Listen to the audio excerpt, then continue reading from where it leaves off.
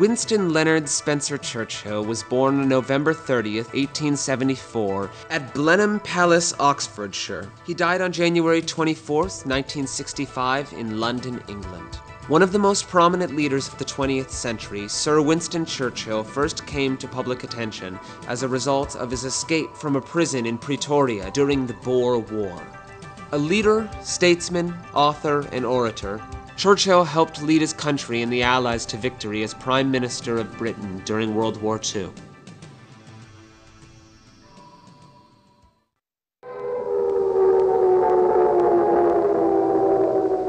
The Battle of Britain is about to begin. Let us therefore brace ourselves to our duty, and so bear ourselves that if the British Empire and its Commonwealths last for 1,000 years, men will still say, this was their finest hour. The stirring speeches of British Prime Minister Winston Churchill held England together during World War II, inspiring hope in people around the world. By the 1920s, Churchill had made his mark as a soldier, politician, journalist, orator, and author.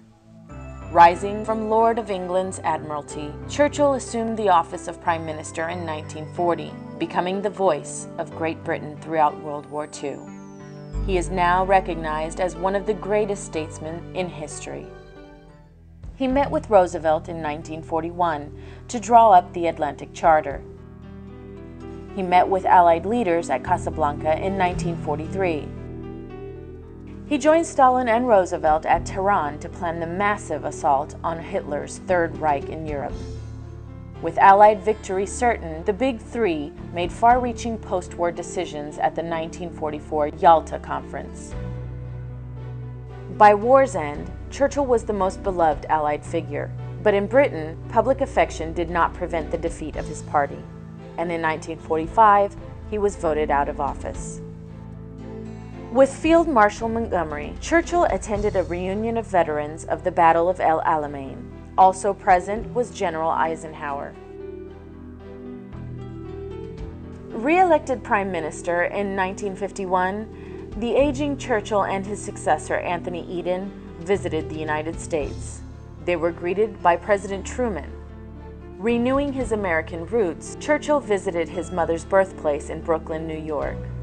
Returning to England, he celebrated his 80th birthday. I am now nearing the end of my journey. I hope I still have some services to render. However that may be, and whatever may befall, I am sure I shall never forget the emotions of this day, or be able fully to express my gratitude to those colleagues and companions with whom I have lived my life for this wonderful honor they have done me. Winston Churchill will be remembered for leading Britain through its most desperate times with decisiveness, courage, and honor. Winston Churchill, a lifetime of achievements. Winston Churchill's childhood interest in the military led him to enroll in the Royal Military College at Sandhurst. He graduated with honors in 1895. Over the next 5 years, as a commissioned officer and war correspondent, he traveled to the world's trouble spots. His newspaper dispatches and experiences became the basis for his first 4 books. Churchill's exploits during the Boer War made him a national hero. His political career began in 1900 with his election to Parliament. In 1908, he married Clementine Hosier. That same year, he was appointed president of the Board of Trade. From 1911 to 1915, Churchill served as First Lord of the Admiralty. He also fought in the trenches of World War I in France from 1915 to 1916. Following World War I, he served as Secretary for War from 1918 to 1921. In 1924, Churchill was made Chancellor of the Exchequer, the British governmental department charged with the collection and management of the national revenue. Though out of office from 1929 to 1939, Churchill was a vocal critic of government policies, particularly Chamberlain's appeasement of Hitler and Mussolini. From 39 to 40, he again served as First Lord of the Admiralty.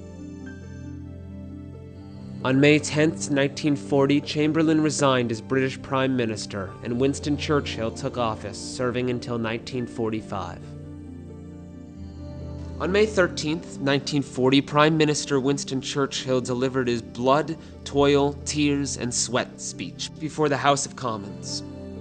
Churchill met with President Franklin D. Roosevelt on August 14, 1941, and together they penned the Atlantic Charter, declaring their alliance against the Axis aggression and defining their strategy for the war. Following a disappointing defeat in the 1945 general election, Winston Churchill once again served as Prime Minister from 1951 to 1955. In 1953, Churchill was knighted and won the Nobel Prize for Literature for his historical and biographical works and for his oratory. He retired from the House of Commons in 1964 and died a year later in London at the age of 90.